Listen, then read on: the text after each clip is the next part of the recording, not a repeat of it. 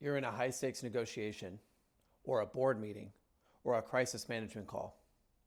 Suddenly, a massive emotional spike hits you. It might be fear, or it might be rage, or it might be grief. Society tells you to feel your feelings in real time. The market tells you to be a robot and feel nothing. Both are wrong.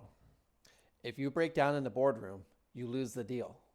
But if you pretend you have no emotions, you eventually have a heart attack at 45. Most high-performing men are operating on a binary switch, on or off. And because you can't afford to be off during the day, you choose to be a robot. But there's a critical distinction that separates the amateur from the operator.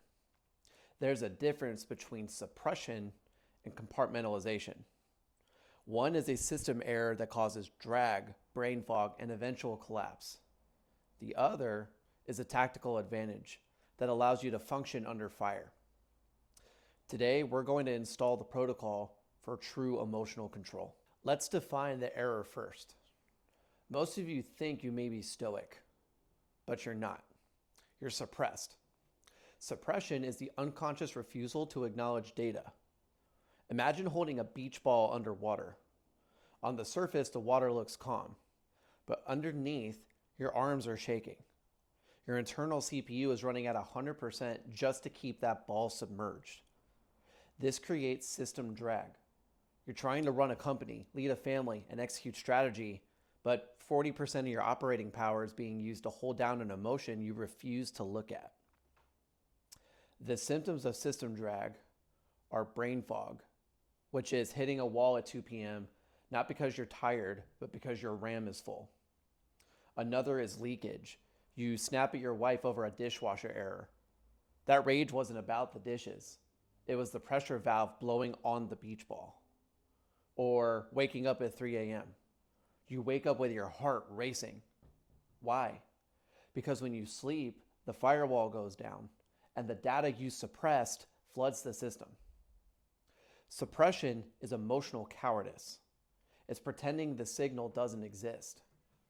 And in any system, ignoring data leads to catastrophic failure. Now let's look at the upgrade.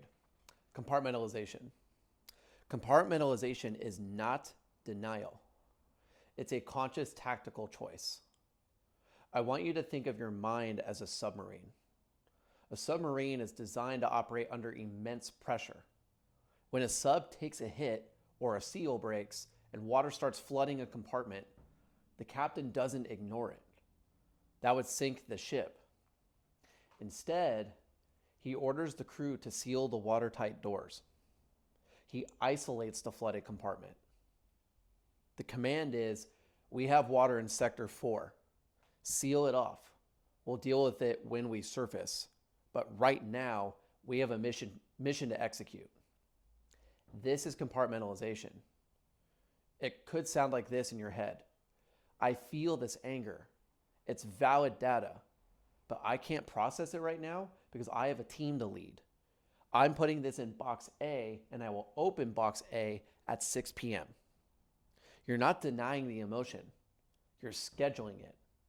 You're acknowledging the signal, tagging it, and filing it. This keeps the rest of the ship dry, and it keeps the operator operational. Here's where 90% of men fail. Compartmentalization only works if you actually open the box later. If you seal the door and never drain the water, that compartment rots. It becomes suppression by default. The pressure builds until the bulkheads fail. To run this protocol effectively, you must schedule a decompression window. This is a non-negotiable block of time where you deliberately unseal the doors. For the executive, this can look like this. Number 1, physical stress, using heavy training to process emotional stress. You're physically draining the cortisol. Second is the solitude block, 20 minutes of silence, no phone, no inputs, where you let the signal play out. And third is the war room, taking the issue to a higher authority, whether that is prayer or a strategic journal. Because the math is simple. If you compartmentalize 100 units of stress during the day and only process 10 units at night, the remaining 90 units become toxic waste. You must clear the cache daily. Emotions aren't soft. They're high-density data streams. If you ignore them, you're flying blind. If you let them overwhelm you, you crash. The operator uses compartmentalization to win the day, and he uses decompression to save the man. If you're listening to this and you realize your system is lagging, if you're waking up at 3 a.m. because your firewall is failing, it's time to run a diagnostic. I'm inviting you to file your intel report. This is not a sales call. It's a system audit.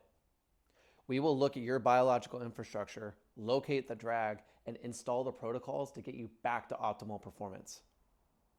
Stop suppressing. Start operating.